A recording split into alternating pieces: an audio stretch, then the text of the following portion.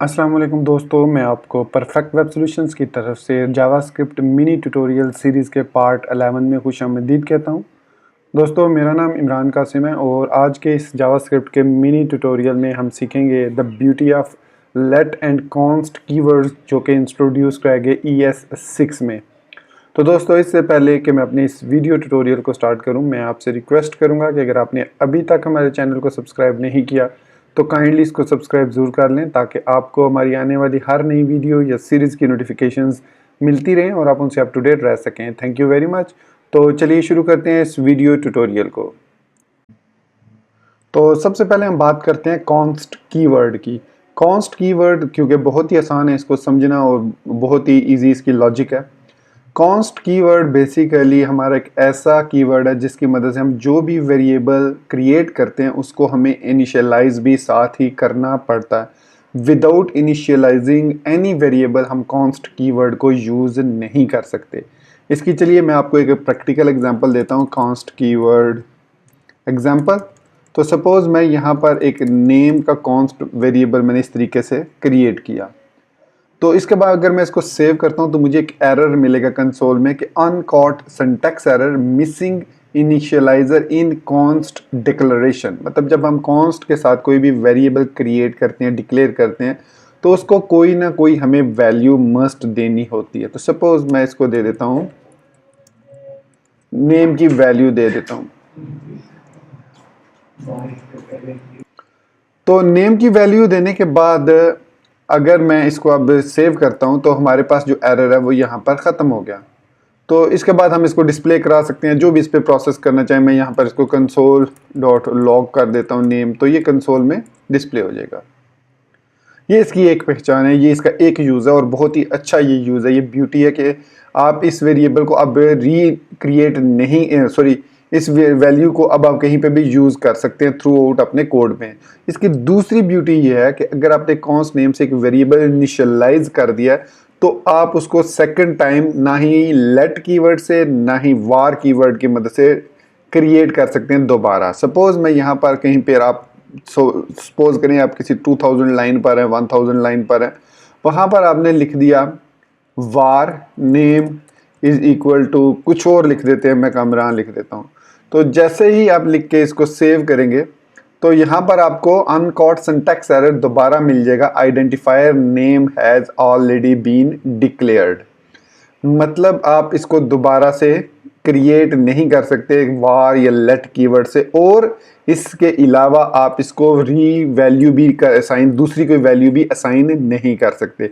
अगर मैं कॉन्स्ट या लेट वार कॉन्स्ट के बगैर नेम को एक और वैल्यू असाइन करना चाहूँगा तो इस पर भी हमें एरर मिलेगा। तो uncaught type error assignment to const variable, मतलब एक दफ़ा इनिशियलाइज करने के बाद उसको वैल्यू असाइन करने के बाद आप कोई दूसरी वैल्यू ना ही उसकी या वैल्यू को अपडेट कर सकते हैं, ना कोई दूसरी वैल्यू उसको असाइन कर सकते हैं।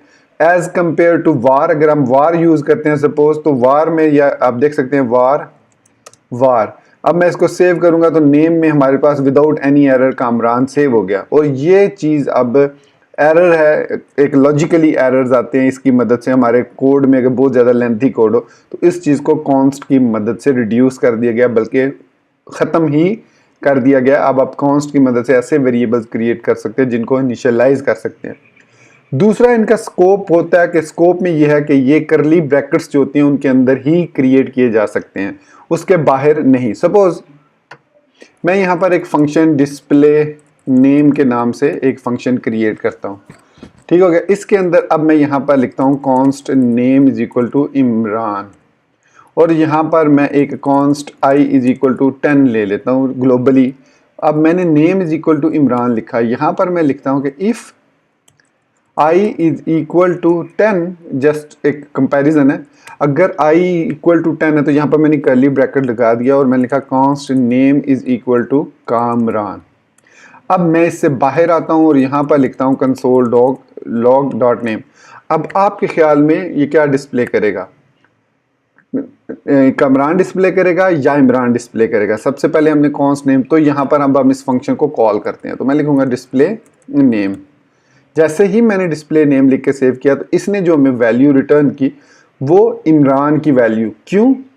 क्योंकि आई के अंदर जो हमने दोबारा से कॉन्स्ट इनिशियलाइज किया है, तो इसकी वजह से ये अब स्कोप में, इसी स्कोप के अंदर वेरिएबल इनिशियलाइज हुआ और इसी के अंदर वो खत्म भी हो गया। मतलब खत्म नहीं हुआ, इसकी वैल्यू को हम दोबारा से असाइन नहीं कर सकते कोई भी वैल्यू। सपोज अगर मैं इसके पेरेंट को ये वैल्यू असाइन करना चाहूँ, ये इसके अंदर सपोज मैं इसके जो इमरान है उसको कोई वैल्यू असाइन करना चाहूँगा, अगर मैं यहाँ पर name is equal to Kamran लिख देता हूँ, तो यहाँ पर हमें फिर भी एरर मिलेगा कि the assignment to constant variable at display name.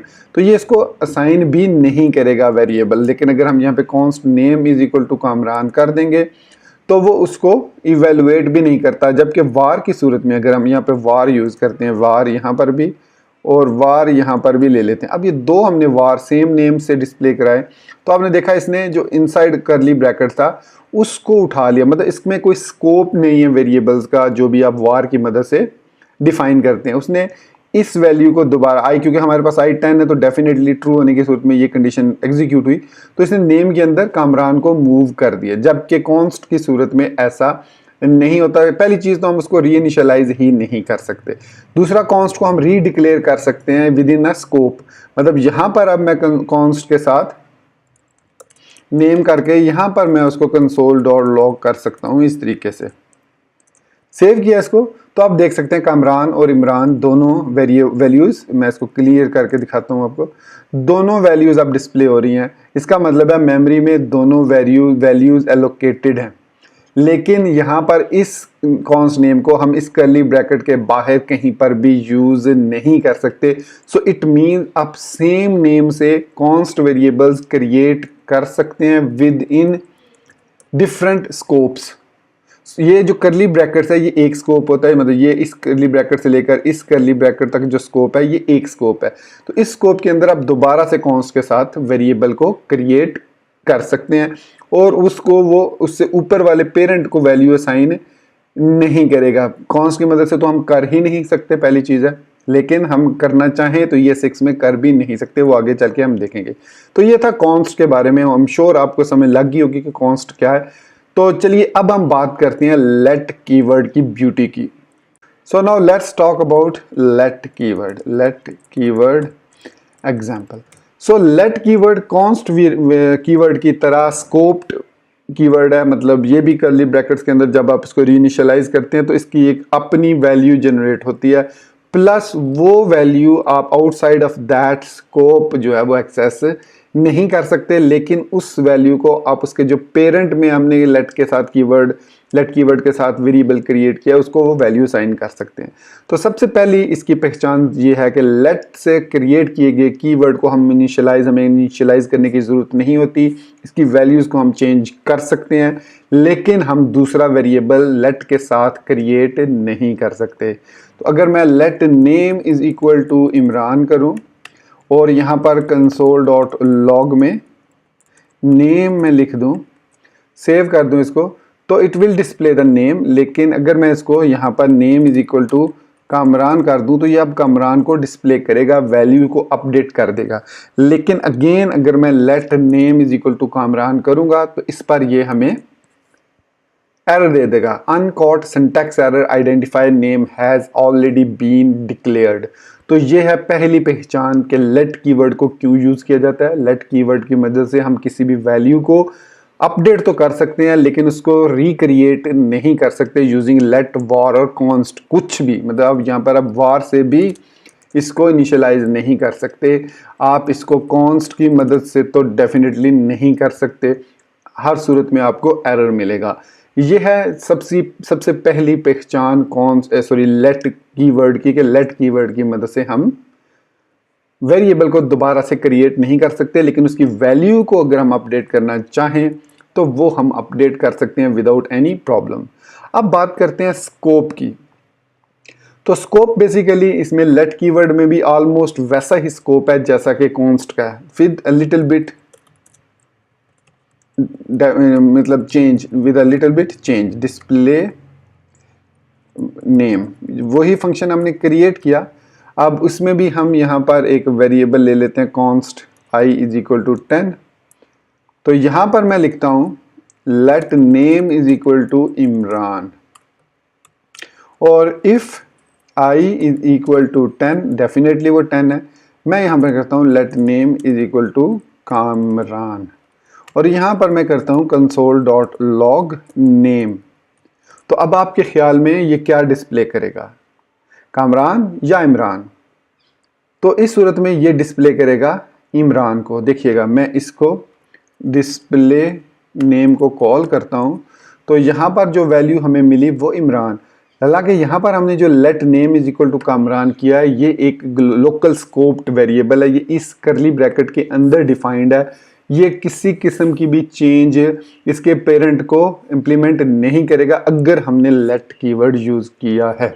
अगर हमने लेट, लेकिन सपोज हम यहाँ पर लेट कीवर्ड को यूज नहीं करते, सिंपल नेम लिखते हैं और उसके बाद उसको सेव करेंगे, तो अब ये जो वैल्यू है कामरान, ये असाइन हो जाएगी उस ग्लोबली, मतलब इसके जो पेरेंट में स्कोप है, ये इसका पेरेंट स्कोप है, तो इसको ये वैल्यू असाइन हो जाएगी क्योंकि लेट के साथ वैल्यूज हम चेंज कर सकते हैं। मैं इसको सेव करता हूँ। तो अब आपने देखा नेम इज इक्वल टू,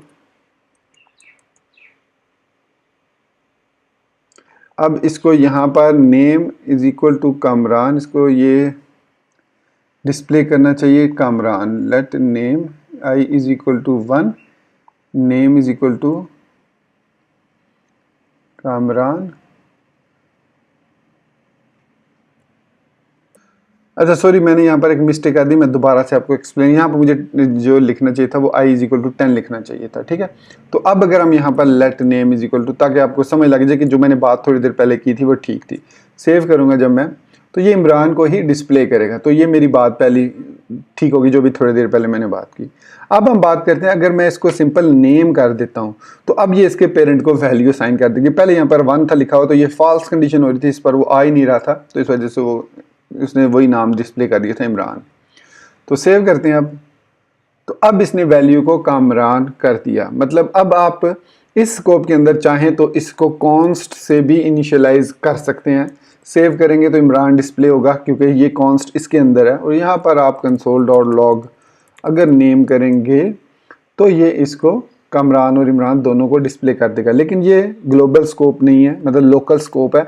हमेशा करली ब्रैकेट के अंदर आप उस वैल्यू को लेट की मदद से दोबारा से क्रिएट कर सकते हैं, लेकिन अगर आप उसके पेरेंट को वैल्यू असाइन करना चाहें, सपोज यहाँ पर मेरे पास एक नेम है, let name is equal to Imran,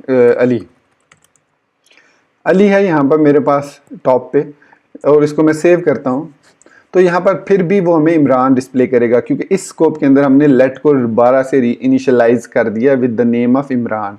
अगर मैं यहाँ पर इसको इनिशियलाइज नहीं करता तो अब डेफिनेटली ये इस वैल्यू को उठाएगा इज इक्वल टू अली को। सेव करूँगा तो यहाँ पर हमारे पास अली डिस्प्ले हो जाएगा।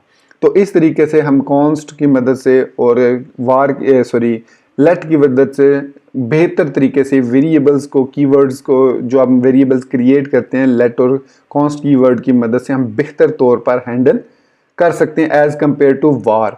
अब वार में सबसे बड़ी प्रॉब्लम यह है कि यहाँ पर अगर हमने var name is equal to Ali कर दिया और यहाँ पर हमने var name is equal to Kamran कर दिया है, अगर मैं इसको सेव करूँगा तो यहाँ पर हमारे पास कामरान वैल्यू आएगी जो लास्ट वैल्यू है, क्योंकि ये ग्लोबल स्कोप्ड में होता है। वार कीवर्ड जो होता है वो ग्लोबली स्कोप्ड होता है। चाहे आप यहाँ पर वार लगाएं या ना लगाएं, वो इस वेरिएबल और इस वेरिएबल को same memory, I think same memory location में सेव करता है, जिसकी वजह से वो उसकी वैल्यू को फाइंड करता है और उसको रिप्लेस कर देता है। जबकि लेट की सूरत में ऐसा नहीं होता। अगर हम यहाँ पर लेट लगा देते हैं और यहाँ पर भी लेट लगा देते हैं तो अब ये वो वाली वैल्यू डिस्प्ले करेगा जो यहाँ पर है, और आपको पता चल जाएगा कि नेम इसलिए चेंज यहाँ पर नहीं हो रहा क्योंकि हमने साथ में लेट लगाया। आप इस लेट को ख़त्म करेंगे अगर, तो अब इसकी वैल्यू कामरान हो जाएगी। तो ये था दोस्तों हमारे पास आज का video tutorial, the beauty of let and const keywords. तो होपफुली अब आपको बेहतर तरीके से समझ आ गई होगी लेट और कॉन्स्ट में क्या, दोनों में क्या डिफरेंस है और इन दोनों को वार कीवर्ड्स पर क्यों प्रेफर किया जाता है। और होपफुली इस वीडियो को देखने के बाद आप प्रेफर करेंगे कि आप अपने आने वाले प्रोजेक्ट्स में लेट और कॉन्स्ट को ही यूज़ करें, वार को यूज़ नहीं करेंगे। तो दोस्तों अब मुझे इजाज़त दीजिएगा, अपनी दुआ में याद रखिएगा, और thank you very much for being with me till end. Take care, अल्लाह हाफिज़ एंड बाय।